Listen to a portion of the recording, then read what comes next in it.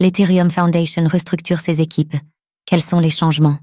Lundi, l'Ethereum Foundation a dévoilé une réorganisation pour répondre aux défis de l'écosystème Ethereum, ETH. Quels sont ces changements et quels seront les grands chantiers?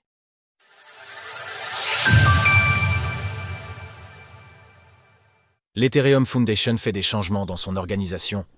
Ces dernières années, Ethereum, ETH, a grandement évolué tant au niveau de son layer 1 que sur son écosystème tout entier, avec la part belle faite au layer 2 pour la mise à l'échelle. Comme tout projet connaissant de grands changements, des désaccords peuvent survenir, comme nous avons pu le voir en début d'année.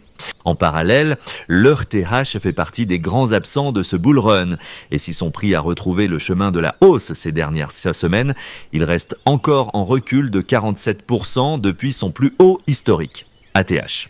Plusieurs facteurs peuvent expliquer cette contre-performance, et si ce n'est pas l'objet de cet article, cela a pu attirer les critiques vers l'Ethereum Foundation, qui a annoncé lundi des changements dans son organisation. En effet, cette dernière fait état d'une restructuration de ses équipes, expliquant au passage que certains membres de la recherche et du développement de produits ne continueront pas à travailler pour l'Ethereum Foundation, espérant toutefois que ceux-ci continueront d'œuvrer pour l'écosystème. Ainsi, ce nouvel organigramme s'articule maintenant autour de 3 grands chantiers. Au cours de l'année écoulée, nombre d'entre nous ont conclu qu'il était nécessaire de mieux définir nos priorités.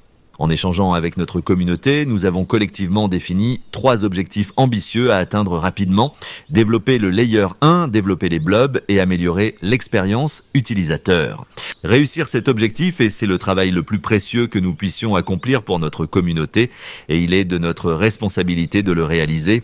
Ces 3 pôles s'articuleront donc autour de 6 développeurs, eux-mêmes supervisés par Dankrad Feist, qui interviendra comme conseiller stratégique.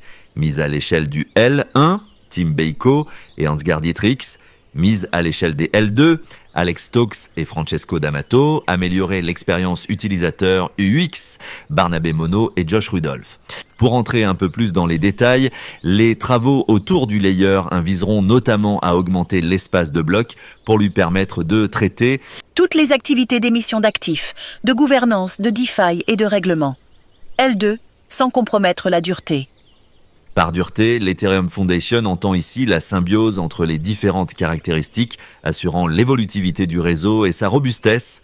Concernant les layers 2, les travaux consisteront à optimiser la disponibilité des données dans les blobs, tandis que ceux sur l'UX porteront entre autres sur la mise en place d'une expérience unifiée, transparente et sécurisée, tant pour les particuliers que les institutions. Alors que Fusaka s'inscrit comme la prochaine grande mise à jour d'Ethereum et serait attendue d'ici la fin de l'année, il sera intéressant de suivre les prochaines améliorations relatives à ces chantiers. En parallèle, le prix de l'ETH affiche $2600 en hausse de 4,5% sur 24 heures. Source, Ethereum Foundation. Retrouvez toutes les actualités crypto sur le site cryptost.fr.